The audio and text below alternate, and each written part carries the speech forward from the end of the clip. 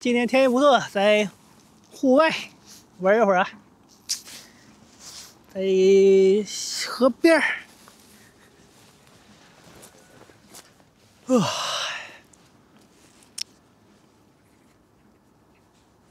可能你们看不见那边飞的什么苍鹭啊之类的。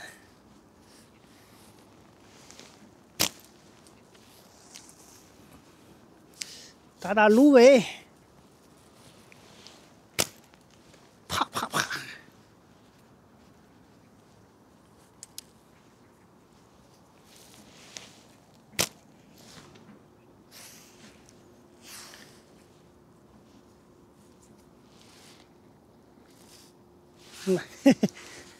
惊飞了好多野鸭子，我不是要打它们，我给他们看不见，哎，真是。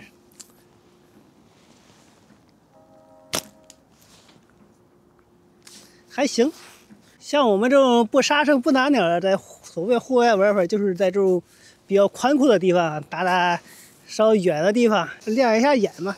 老在家里或者上班啊，对眼睛不好，有时间还是出来到处溜达溜达，在这种荒山野地啊、河边啊，还有那边的空地上打打远的地方的东西。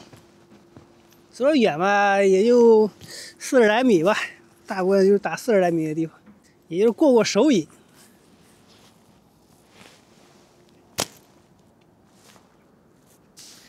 咱已经很久不杀生了，或者咱就不是那种杀生的人。说起杀生了，这个网上很多那个网红啊、工商啊那些，他们的宣传手法，我一直对他们是有意见的。他们可以宣传自己的弹弓做工多好，什么瞄点啊什么都有改进，这个是可以的。当然，很多人他抛弃这个，就是在说他的弹弓打猎，就是所谓户外嘛。在我们这都是犯法的。说的难听点，他们就是游走在法律边缘。你看他们直播间说的，都还用一些所谓的暗语啊，自己感觉还很高明。斑鸠叫八九，麻雀叫平个儿，这个山鸡叫红牛。或者叫萝卜，水鸭子叫水萝卜，类似吧。现在这个更新了好多版本，但是一听就知道是什么呀，就是掩耳盗铃，就是上面懒得管他们，因为没有证据，他们老吹自己打多厉害，没证据嘛。但是你老这么宣传啊，这是有问题的，毕竟这个是不会允许的。你的暗语啊，又弄得这么明显，想查一查一个准儿。你要是真老这么宣传，弹弓啊，早晚有一天会被禁的。所以说，大部分人就是为了打打鸟、杀杀生这些。当然，你们要低调啊，你不要这么猖狂。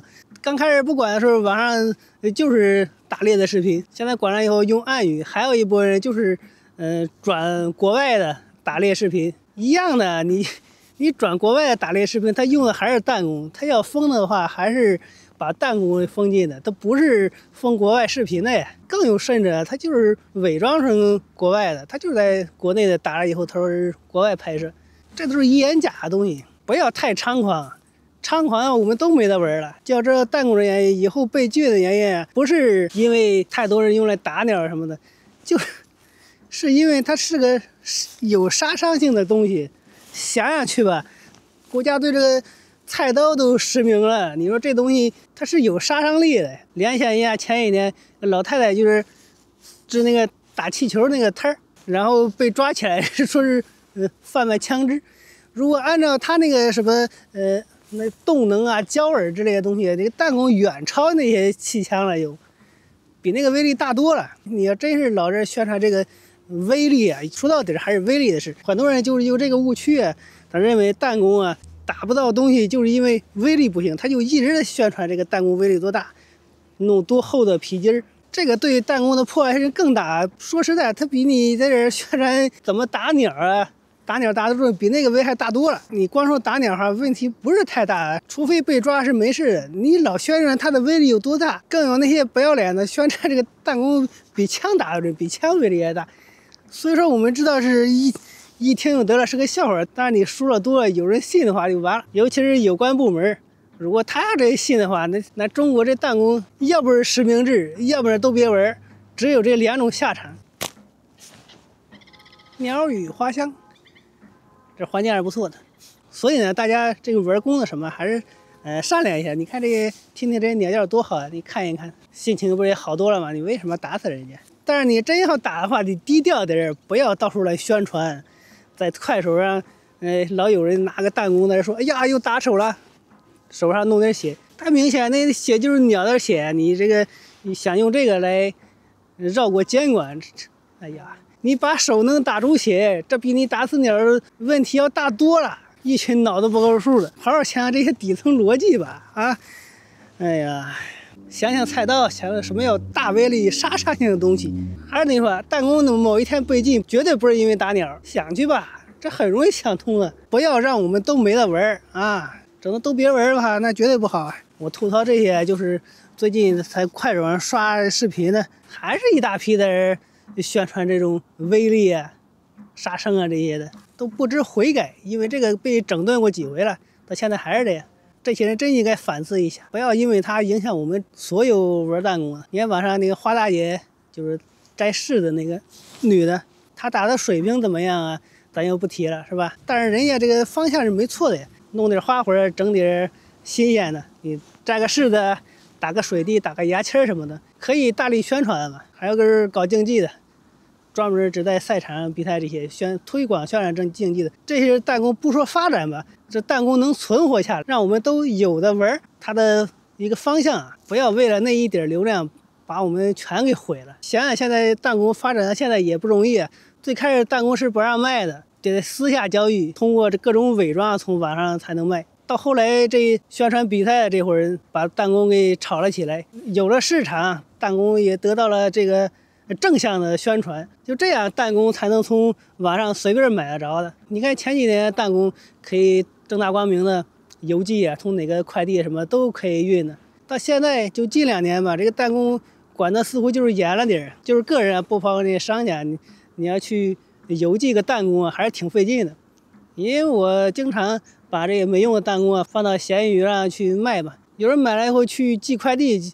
确实很麻烦啊，几乎所有的这个快递点都不收这东西的，你只有和那个熟悉的收快递的快递员给他们说才能邮寄的。这也说明了现在弹弓的现状啊，没有前2年那么宽松了。如果再不注意，还在做那种负面的宣传，其实杀生啊，整那种大威力啊，那就别管什么比赛不比赛了，搞一刀切是我们这最擅长的，他才不会给你分什么是竞技弹弓，什么是户外弹弓，他才不会分这些，要禁全禁了。最狠的就是把那个皮筋给禁了嘛，说这个就是说无价嘛，你以为无价有安全吗？把皮筋给你禁了，你无价你也玩不了。钢珠想要禁这些是很容易的，不要认为这个就绝对安全啊，你想管你太容易了。